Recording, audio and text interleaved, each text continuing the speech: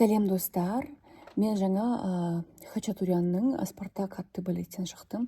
Керемет әсер алдым. Және шабытым келіп, сізге өлең жазайын деп жатырмын. Бүгін Ахмет Жұбановтың Қарлығаш атты әнін орындаймын. Бұл әнді мен балалық шақтан бері айтып жатырмын. Тәтем екеуміз екі дауысқа бөліп айттық әрқашанда. Қабыл алыңыздар.